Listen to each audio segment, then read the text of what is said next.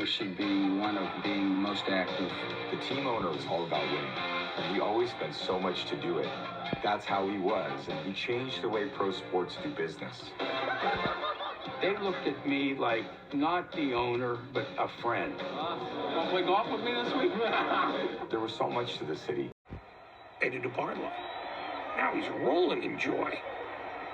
He no longer had to flinch every time somebody said his name because the 49ers were no longer fun.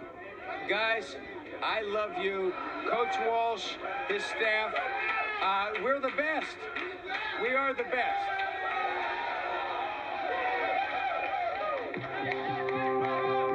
The biggest thing that I wanted to do was to create a family atmosphere.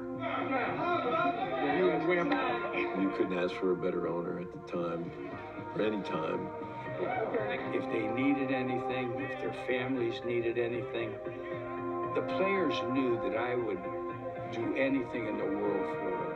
It was a key to our success. Eddie spent like 9 drunken sailors on his players. Astronomical salaries, wide-bodied planes, separate hotel rooms for his players. His largesse is legendary. Even their Super Bowl rings. Everybody else's ring looked like a class ring compared to the 49ers rings. And DeBartolo said, no problem. I'm going to pay for my guys to have the best of everything. Eddie said to the team, all I want is for you guys to win. You are a part of his family. You're always going to be a part of his family. Ever. Better than the first two. This baby was won. You know where this won? This was won 8 weeks ago or 10 weeks ago or 12 weeks ago in the trenches.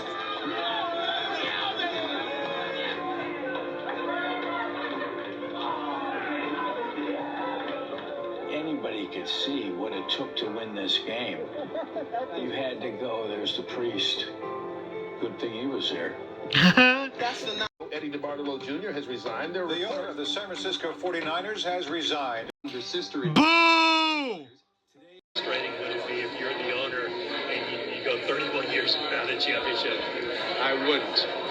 Man, I wish I was alive during the DeBartolo years. I wasn't even alive when he was forced to give the team to his sister.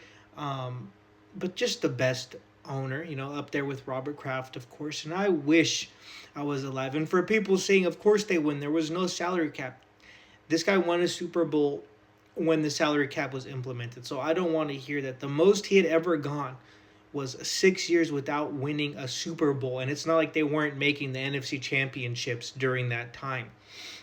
It's just so heartbreaking to see the difference between him and the York family. The York family, with the salary cap, right?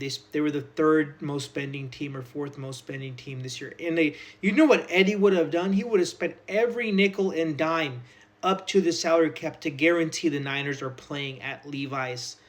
First of all, they wouldn't have a stadium at Levi's. And for people saying, well, you know, the practice field was there or the substation field existed back in the day. Yes, that is true. But it has almost tripled in size and in frequency since 2014 when they opened up the stadium. You think he'd open up that crap show at Levi's? Absolutely not. This guy is a guy who's willing to spend the most money. He would have given us the nicest stadium. He probably would have built it where Candlestick was, just a whole lot nicer. And another thing about him is he wouldn't be, oh, I'm happy that we're hosting the Super Bowl here. That's fine. Let me go invest most of my money into buying a soccer team. We've fallen from grace, and it's because he is no longer the owner. The team going to his sister, oh my goodness. I see the differences between him and Jed York. And when they asked him, hey, you know, would you go, like, well, how frustrated would you be if as owner without going 31 years without a Super Bowl? And he said, I wouldn't, because he would have found a way in those 31 years. There's no way you can't convince me he wouldn't have won 2 or 3. I wish I was alive during the glory years of the 49ers, not the 3 Super Bowls, 3 losses, laughing stock of the NFC West. Then there's this jackass who's celebrating that the Super Bowl is going to be hosted at Levi's, even though one of your biggest rivals will be playing in it. And here's him boasting that they're giving up one of their home games to go play in Mexico, which nothing wrong with that. But you not only increased prices for season ticket holders. Home game this season to play abroad, and Mexico is always number one on my list. You know what should be number one? Winning a Super Bowl.